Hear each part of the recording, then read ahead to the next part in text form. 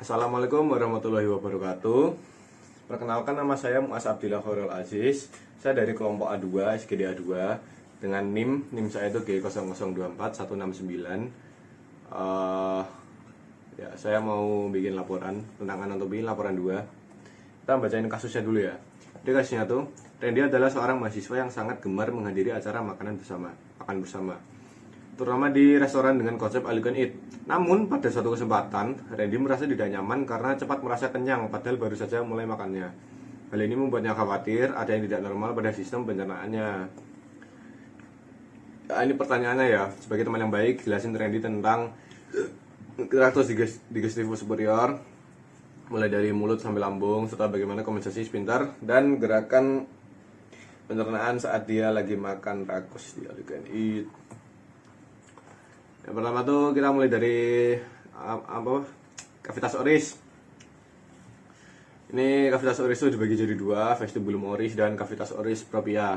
Yaitu saya waktu pretest ditanyain itu dan saya bisa jawab, anjay. Nah, itu tuh bagian-bagian itu dibagi jadi dua. Terus pembatasnya tuh bagian atas atap. Itu tuh ada palatum, ada durum sama mole. Itu depan belakang durum sama mole. Terus bagian bawahnya itu ada lidah tuh lingua, diafragma sama ada diafragma oris juga.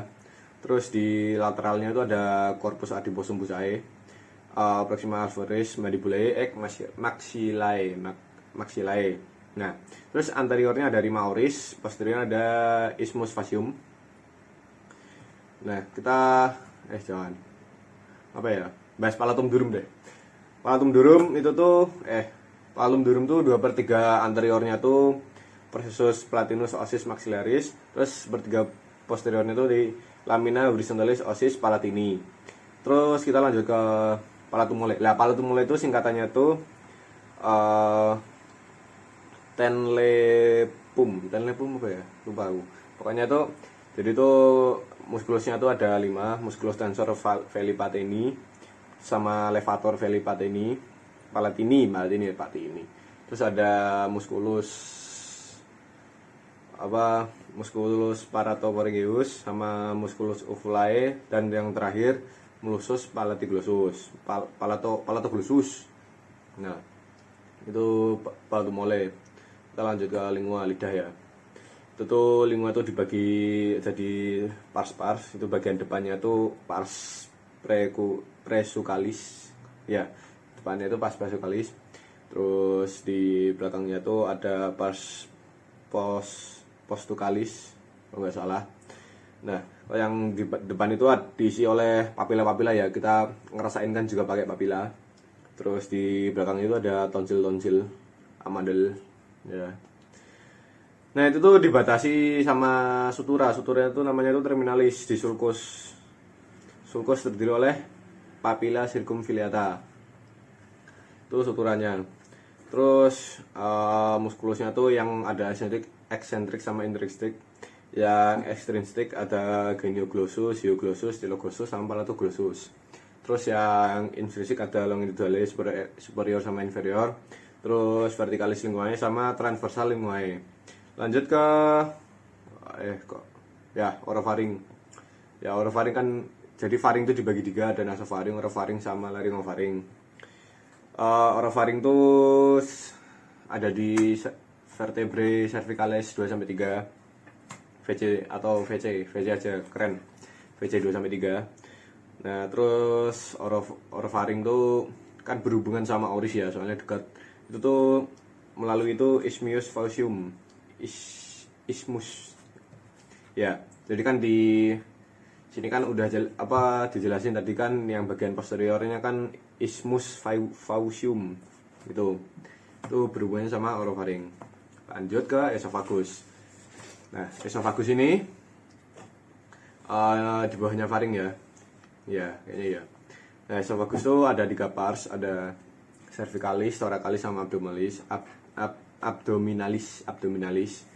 Yang cervicalis itu VC6 sama VT1, thoracalis itu VT1 sampai VT10, terus abdominalis itu cuma di selisih 1 VT 10 sampai 11. Lalu ada 3 angustia. Angustia itu penyempitan. Penyempitan itu ada superior, media sama inferior.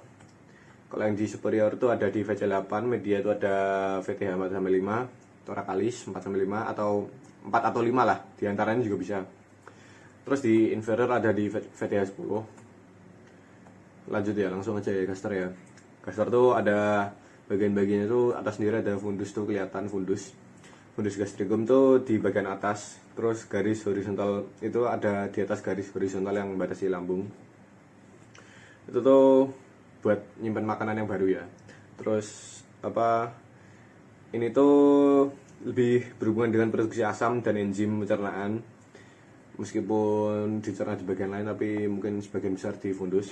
Kalau ada pars cardiaca, nah pars cardiaca ini atau kardia aja ya, letaknya nanti ada di bagian lambung yang terletak di diafragma ini. Bisa ditunjuk ya, nggak usah ya. Kardia itu tuh fungsinya ya sama aja, tempat makanan, namanya lambung. Di esofagus jadi itu ya tempat masuknya lah di sphincter. Ini di sini juga ada sphincternya, LS, lower esophageal sphincter namanya. Itu buat kalau misalnya itu ada gangguan nanti kena GERD itu loh. Terus ada corpus gastrium, itu tubuh corpus. Itu tuh tubuh lambung tuh ya, letaknya di tengah, namanya tubuh. Itu tuh juga ada di korpusnya tuh ada lipatan-lipatan mukosa, namanya rugae. Rugae ya, bukan reggae. Rugae. Nah, rugae itu kan ada lipatan-lipatan. Itu tuh untuk jadi tuh lipatannya mengembang gitu loh. Itu juga kalau ngembang-ngembang itu juga buat membantu mencampur makanan atau proses pencernaan. Ya kalian nyebutnya apa terserah. Oh, ini belum ding. Itu tuh terus ada pars pylorica. Ini pylorus. Sama aja, pylorica pylorus. Itu tuh ada dua bagian ya. Yang pertama tuh antrum sama kanalis. Antrum pyloricum tuh dekat sama pylorus. Itu tuh fungsinya tuh ya proses makanan lebih lanjut. Terus yang lanjut itu yang pyloricus adalah saluran sempit. Jadi itu yang kanalisnya tuh ya, kanalis ya saluran ya.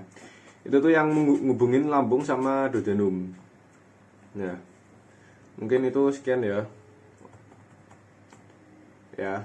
Oh iya, ini kan ada bagaimana kompensasi sphincter. Jadi itu saya baca-baca tuh kompensasi itu merujuk pada usaha tubuh buat ngatasin ketidaksempurnaan ya, atau mengatasi kendala atau gangguan normal. Jadi kompensasi sphincter tuh mungkin karena tertekan di mana ototnya tuh berfungsi lebih keras gitu, jadi ya gitu. Terus gerakan pencernaannya ya, peristaltiknya itu biasanya tambah cepat. Ya, mungkin seperti itu saja dari saya. Sekian, jika ada kesalahan mohon dimaafkan. Terima kasih.